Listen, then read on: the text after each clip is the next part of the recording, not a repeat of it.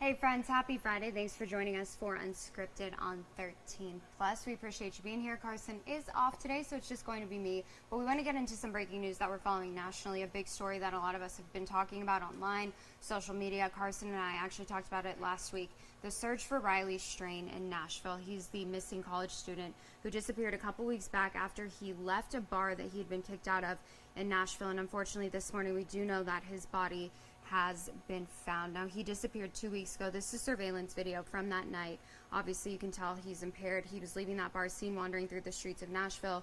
They found different items of his card, or his debit card was a big one, but hadn't seen him since. And this morning, they say that they got a report to a drowning in a river, and that's when his body was discovered around where he was last seen. It's about 8 miles from downtown Nashville. Now, police say that the initial review of his body didn't find any obvious signs of any foul play trauma. Of course, an autopsy is expected to be conducted sometime today, and then we'll let you know what comes out of that. But definitely thinking of his family and friends. Obviously not the ending that you want in this kind of story, but a lot of people wondering what happened to him, and now we at least have some answers for you today. And something else that we're keeping an eye on here locally is the George Kelly case. That is officially day one of trial. We know that jury selections were underway, and now opening arguments will begin today. George Kelly is something that we kept a really close eye on. This is the case you may remember. He is the Nogales area rancher who was accused of murder after shooting and killing a migrant on his property. He is facing a second-degree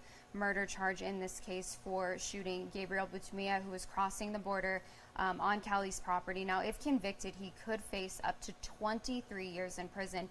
He did deny a plea deal earlier this year. It was extended to him in January. The trial is expected to run about 3 weeks, so we will be there, obviously, in court today, and just continuing to give you updates in this case, anything that we learn coming out of each day until they do reach a verdict in this trial. And heading into your weekend, gorgeous conditions out there right now. Unfortunately, that is changing a bit, and it unfortunately also happens to fall on a big weekend for a lot of local events. So we want to go ahead and bring in 13 First Alert forecaster Allie Potter. Beautiful conditions today, but that is changing. And we know it's bringing wind gusts, bringing rain, bringing all the crazy things just in time for the 4th Avenue Spring Street Fair. I know, out of all weekends, right? And we normally, don't get me wrong, we love the rain, right? We're in the desert, we love any type of rain.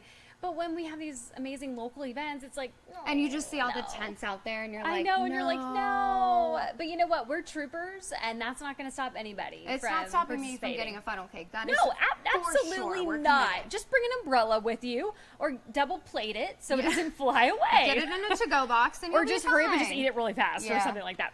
So we do have a First Alert Action weekend on tap. So Saturday and Sunday, and usually it's around that 70% chance for rain mark is when we usually pull the trigger for those First Alert Action weekends. However, this really does impact your weekend plans. So a couple days ago, we definitely said we gotta pull it, and we have to bring out that First Alert Action weekend. So on your Saturday, really nice when it comes to those temperatures, 82 degrees. We're gonna be dealing with some gusty winds and of course that blowing dust. So we know really those tents out there, even at the Marana Pumpkin Patch, they're having an Easter weekend. I know, the egg hunt. I asked my parents this past weekend, I'm like, so we doing an Easter egg hunt or what's up? And they're like, no, you're 27. No, you're not doing an Easter egg hunt. Whoa. They need to get with my parents. So my parents turn it into, like, they put, like, money in the eggs. Throw a Starbucks gift card in there. I'm Absolutely. over the moon. Yes. They're like, it's not as cheap as candy, so no, we're not doing that. Actually, the candy's gotten really expensive. Oh, I believe that. The chocolate prices, I know that. Yeah, so if you are going to have an egg hunt, chocolate might not be the best idea on your Saturday. We're going to see that 82-degree mark. So, money's always the best option. Why not? Just put some cash in there. And then invite me and Allie. And there you go. We'll take it. Yeah, we're kids at heart, right? On your Sunday, that 40% chance for rain, still dealing with those gusty winds. But look at this temp drop. We're going from 82 degrees on Saturday all the way down to 64 degrees. So let's go ahead and track that rain. And yes, mountain snow is also in this forecast. Sunday morning at 7 o'clock in the morning, seeing that valley rain and then that snow in the higher elevations. Here's around that noon hour. In fact, still sticking with that rain and of course those gusty winds. And if my clicker wants to work, oh, there it is. It doesn't Friday. like the rain. I mean, the weather's coming in, so I feel like everybody just slows down a bit. We had a bird here earlier. Maybe unconfirmed. Haven't seen the bird. We haven't seen it. We've heard it. Exactly. Heard the So stay tuned. By that noon hour, we are seeing those higher elevation snow totals, and then of course that valley rain. Here's around 3 o'clock in the afternoon. So that's good news. It seems, according to as of right now, this model is saying during the afternoon will dry out a little bit. So we're taking a little bit of a break in the afternoon, but then we're going to pick right back up later on in the evening. So this is around 10 o'clock at night. So you might be going to bed, or some folks might be, hey, let's go out. I'll be in bed, absolutely, by 10 o'clock. Here's 3 o'clock, though, in the middle of the night. So when Anna's coming to work, she might need an umbrella. And definitely seeing that upper elevation snow, and then a slight chance for rain during the daytime, though, on your Monday. So as I mentioned, snow is possible. So who could see it? Well, I'm just going to tell you now, if you live in Catalina, live in Vail, Tubac, Tucson, or a valley, just dealing with that rain. However, if you live in Benson, Nogales, Douglas, Wilcox, the higher elevations, Tombstone, that's up to an inch of snow is possible, or even a slight dusting. Now that 5,000 feet level, so we're talking Bisbee, Sierra Vista, Dragoon, our friends over in Sonoyta, 1 to 3 inches of snow. Higher elevations like Summerhaven, Pine Top, Show Low, Mount Graham, Mount Bigelow, Mount Lemon, 4 to 10 inches of snow, very possible. So, of course, all can change between now and then, so please stay with us. And if anything changes, any advisories, we'll be the first to alert you. Taking a live look here at our first alert radar. Dry conditions, clear conditions, like I said, really a nice day in southern Arizona. Now, I know we're going to get a lot of complaints, and it's because of those gusty winds, and yes, they're going to continue this weekend up to 35 miles per hour in the Tucson area, even stronger. Definitely possible, but we don't have any advisories, no type of red flag warnings or anything like that in place. But if that does change, we'll be the first to alert you. Taking a look at the 4th Avenue Street Fair, 81 degrees today. On your Friday, that Saturday and Sunday, gusty winds, that 40% chance for rain, though, on Sunday, and jackets are needed, 64 degrees. A lot can change in just 24 hours, goodness, Anna. That dropped. Yeah, 60 degrees right now, though, in Tucson. We're starting to warm on up. 61 Sierra Vista, 57 for Nogales and Wilcox, 65 if you're in Marana. Today's forecast, though, in our neighboring towns, 76 for Douglas, 79 in Green Valley, 77 for Nogales, 81 degrees in the Tucson area. A little bit of clouds, a little bit of sun, just really overall a nice day and calm winds. Again, all is going to change by the weekend. We have a first alert action weekend on tap. Now, those temperatures will continue to cool down on your Monday at 62 degrees. So literally a 20-degree difference from Saturday into your Monday. Wonderful. Just jackets, maybe coats for some folks if you're in the earlier morning hours. But the chance for rain does continue to drop too. So we'll go to a 20% chance for rain on your Monday, and then eventually on Tuesday. We'll warm up though, but we have to wait until Wednesday.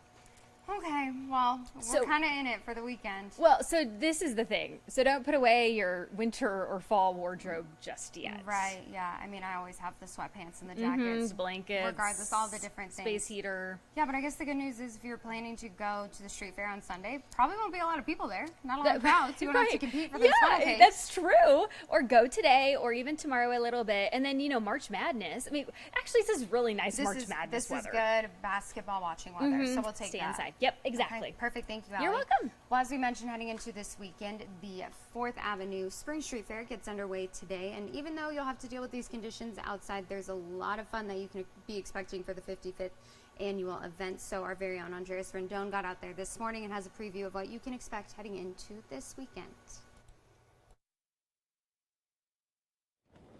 From birria tacos to Jola fries, that only means one thing, and it's the return of the 4th Avenue Street Fair, this time in the spring. Now, a little background info. This is the 55th annual run of the 4th Avenue Street Fair, and it's all made possible by the 4th Avenue Merchants Association. And besides putting on a great fair, they're also responsible for daily chores like garbage pickup and tree maintenance. So the events like these help them out on daily operations by attracting grants and donations. But beyond 4th Avenue, the fair brings in a lot more for Tucson. The fair does a lot for our community. It gives so much back, whether it's the economic impact of the fair, giving back through all the businesses here on the avenue. We hire a lot of nonprofit organizations that run our beer booths, for example, and so we share proceeds with them. So the fair is ever giving. Okay, now if you're wondering, what should I do this weekend? I think there's one right answer, and it's to come down to the 4th Avenue Street Fair. There's going to be lots of great food, lots of great vendors. However, if you are planning on heading to the street fair, there's some pretty important road closures that you should know about. Luckily, we're going to have all that available on KOLD.com. On 4th Avenue, Andres Rendon, 13 News. And of course, we do know that there's going to be some road closures in place as this gets underway. So right now, 4th Avenue is closed south of University Boulevard. That's to 8th Street, with the exception of 6th. Additional side street closures include 4th, 5th, and 7th Streets between 3rd and 5th, and 8th Street from Hoff Avenue to Herbert. All of those will reopen on Sunday night after the fair comes to an end. So head to our website if you need to take a look at any of those closures heading into this weekend. This article is up there right now. It will give you all the information about closures that will be impacting you as you head out to the 4th Avenue Spring Street Fair. Should be a lot of fun, though. Lots of food, as Andrea showed you. So a good weekend to head out and do that. And we have all the information up on our website right now. Well, one thing we have been talking about throughout this month is colorectal cancer, just awareness, being aware of doing the screenings, making sure that you are getting your screenings, that you know the symptoms, risks, everything associated with that. And today we have Dr. Cooper with us from Arizona Oncology to talk a little bit more about Colorectal Cancer Awareness Month, because it's something that can't be talked about enough when we talk about some of the numbers that we're seeing, cases in younger people, but also kind of the next steps on top of that. Obviously, we can do all the right things, but people will end up being diagnosed with cancer. It's just inevitable. So kind of moving forward from that and the recovery process for survivors as well. So working here with Arizona Oncology, what are some of the trends that you're seeing? So thank you so much. Yeah. Absolutely. Just as you mentioned, specifically in colorectal cancer, the incidence of cancer in younger individuals is rising. And so, as you mentioned, very important to stress, starting at the age of 45, to talk with your doctor and determine which type of colorectal screening is right for you. There are different varieties. The traditional gold standard is a colonoscopy, and the reason for that is that not only does it detect earlier cancers, but it can also detect precancerous lesions and provide some treatment to prevent them from developing by removing them. But if that's not something either that's right for you based on your health conditions, or also, a lot of people, there's maybe a little bit of hesitancy to proceed with a colonoscopy for many different reasons, just know there are other tests that can be done. One of those is called the Cologuard, and it's a combination of a screening looking for blood in the stool as well as cancerous cells. And that's done anywhere from 1 to 3 years. And whereas the colonoscopy is done every 10 years, provided it's a normal result and you're in that average average risk. And so as far as treatments, treatments are advancing in all types of cancers, and colorectal cancer is no exception. The treatments are generally from a multidisciplinary treatment approach, which means different specialists are involved. So I'm a medical oncologist, so I manage chemotherapy, coordination of care, survivorship. So once you finish treatment, there will be follow-up regarding lab work, scans, visits for physical exams, and that would depend on the stage of your cancer, how frequently those would need to be done.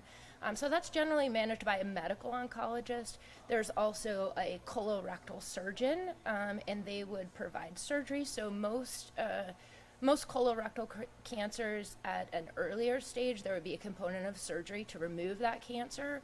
And then either before or after, there would be treatments such as chemotherapy or radiation therapy, or even a combination of chemo and radiation together. So it's a very targeted treatment that would be both with your own medical problems as well as the features of your cancer, and that would be the stage, and things like that. And so together we would come up with a treatment plan that would be unique to you and unique to your cancer, but it would likely involve surgery, chemotherapy, and radiation, at least one or all of them. And obviously aftercare, once you do beat that cancer, making sure that we don't have reoccurrence rates as well, I'm assuming. Right. So another component is what we call survivorship. So once you finish, you do your screening, unfortunately, you're diagnosed with cancer, you undergo your treatment, whichever treatment protocol is right for your cancer, and then we move into a phase called survivorship. So there's a lot of components of survivorship, both physical and psychological. A lot of patients with colorectal cancer, either at for a certain period or potentially long-term, may have what's called an ostomy bag, which would be, it was not a safe procedure to completely reconnect your colon after surgical removal of the tumor, and so there would be a bag that would be externally located normally in some area of your abdomen, and that would be where your stool was evacuated. So that comes with a lot of, for many people, a lot of psychological and social implications. Yeah. So involving a treatment team, there's nurses that focus specifically on ostomy bags. There's actually ostomy treatment teams working with your physicians, as well as potentially some people may need to involve therapy and support groups to help you to live a functional, successful, and happy life, because the whole purpose of this is to allow you to get treated for cancer and move on and live a successful and happy life. And so that's one aspect. And then also there are other things that can reduce the risk of recurrence. So something we know is that many elements of our lifestyle and overall wellness can either increase or decrease our risk for cancers. So obesity is a big factor in many different cancers, including colorectal cancer. So working with your treatment team to try to develop some healthy ways for weight reduction and maintaining a good, healthy weight. Physical activity is both preventative for many cancers, the development, as well as lowering the risk of recurrence. So incorporating a good physical activity routine into your daily life, and that has to be something that you enjoy, because we all know that if you don't like it, you're not going to do it. Exactly. No, that's so for if sure. you decide I'm going to go to the gym and I'm going to lift lots of weights, but that is not where and the your first heart day is miserable, you're like, well, I'm not doing that again. Exactly. Or you get really sore, or when you finish cancer treatments, your body can be, not as strong as you're used to. So you don't want to jump in and try to go back to something either that you don't like or something that's too difficult for you at that time. You want to come up with a program that you're going to enjoy. If you like social activities, pick something like a Zumba class or a group Pickleball. exercise, Yeah. yoga, pickleball, Yeah. something that's going to help you to get back into your normal routine. But you also want to be kind to yourself. If you finished if you had to have surgery and chemo and radiation, it's going to take you a while to get back to where you need to be. Absolutely. So be kind, take it one step at a time, but do have some goals, set some goals. Physical activity is good for you. It will help you recover faster, and it will reduce your risk of recurrence. And then another element, things like alcohol, tobacco, we all know that they're not good for our health. So try to either eliminate those if you can, working with your treatment team, working with support groups, working with your friends, your family, whatever motivates you. Alcohol, again, trying to limit that at least to less than 2 drinks a night. And if lower, if you can do that as well. You want to balance out everything for what, there's benefits and there's risks to everything we do in life. So if you can reduce that alcohol, another good factor. And then diet. So, we do have a tendency to indulge many times. So for cancer in general and colorectal cancer in particular, reducing processed foods, especially processed meats, and just eating an overall healthy diet. And sometimes that requires cooking it at home, because you want to be aware of what you're doing and what you're eating. So just awareness is really important, and working slowly and steadily to create a healthy lifestyle for yourself and your family. So prevention is also very important. And so creating healthy lifestyles for all of us, if you are affected by cancer or somebody in your family, make it a family affair Right. and work to improve your friends, your family, and help potentially prevent somebody you know from getting it. cancer. Yeah, absolutely. Taking preventative steps right now. So one of the things that we talked about before the interview was just kind of how people don't like talking about colorectal cancer. Obviously, getting a colonoscopy, it's not fun. It's invasive. People, I think it's kind of one of those more taboo cancers to talk about. But then you look at somewhere like Tucson where we have the Cologuard Classic and these conversations are being had. Do you think that's a good thing for people who are in this community who maybe have been impacted by colon cancer, just to make it more of something that people actually do talk about? And will that help moving forward with getting people screened? Yeah, exactly. So we all have our fears, we have our concerns, we have our notions about what may occur, and certainly having a community where we're open, we talk about things, we talk with our doctors about what are our risk factors, we talk with our friends and family about their experience, and normalizing the culture, right? And so we don't want people to get cancer that was preventable because they were afraid to get a screening. So, but just remember that if there's something about that colonoscopy that just doesn't work for you, it's okay. There are other options. You don't have to get a colonoscopy.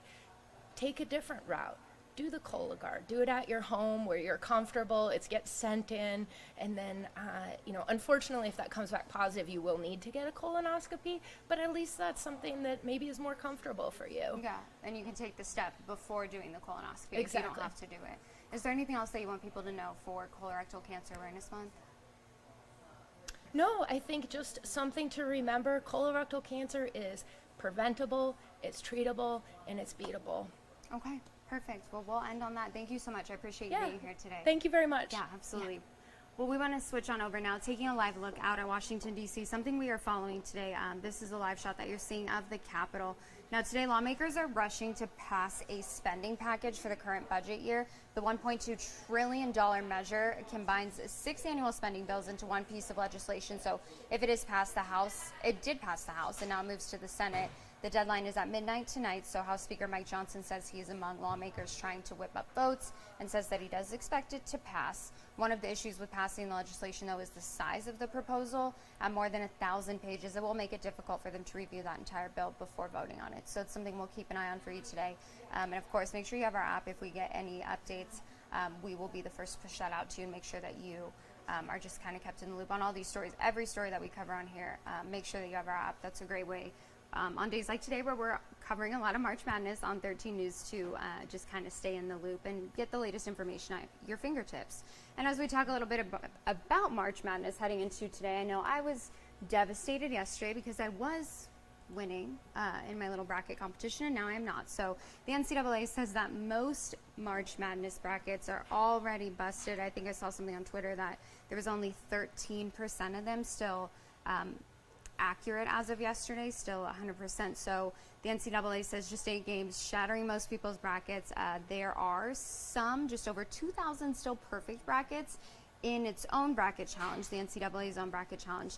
Of course, the biggest upset was Kentucky losing to the Oakland Grizzlies. Kentucky was a number 3 seed, so a lot of people not expecting that, but that's what makes this time of the year fun, is those upsets. And thankfully, yesterday, we didn't see either of our teams, our Arizona teams, lose, and they're heading into, for the women, heading into the tournament. That was their playing game, and then for Arizona heading into the next round, the men's basketball team tomorrow. So make sure that you tune in to watch those games here on 13 News tomorrow. That's something that you can do, and there's a ton of games on 13 News as well today. But the Arizona men's game is tomorrow on 13 News at 9:45 in the morning. A little bit early, but perfect way to start off your Saturday, and hopefully with a win. And if you are someone who maybe put a little money down on your bracket and it's not going so great, maybe some good news for you. Go out and buy yourself a lottery ticket, because Mega Millions, that jackpot just keeps going up tonight. $977 million. So that number could go higher as more people get their tickets today. The jackpot would be the 6th largest in lottery history. No one has won the Mega Millions jackpot since December 8th, so it's been a while. If you're wondering, though, your odds of winning that jackpot are 1 in 302 million, but the odds of winning any prize are 1 in 24. So if you play, you can walk away with just a little bit of cash, better than you had before, but you could also be one of the people who walk away with $977 million. So can't win if you don't play. So make sure that you go out and get your tickets today, and let us know if you're the winner. I mean, I would love to be able to donate some of your money to PAC if you end up winning. But yeah, go out and play. And for all of you who are still active in your bracket tournaments, I know I've kind of given up hope, but good luck to all of you who maybe put some money down on that as well.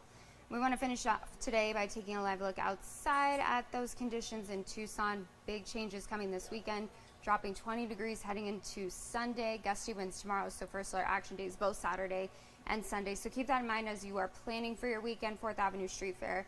Lots of basketball, a lot of fun things to do this weekend, so please be safe. We will see you back here on Unscripted on 13 Plus on Monday morning. Have a great weekend. Thanks so much for joining us, and we'll see you back here soon.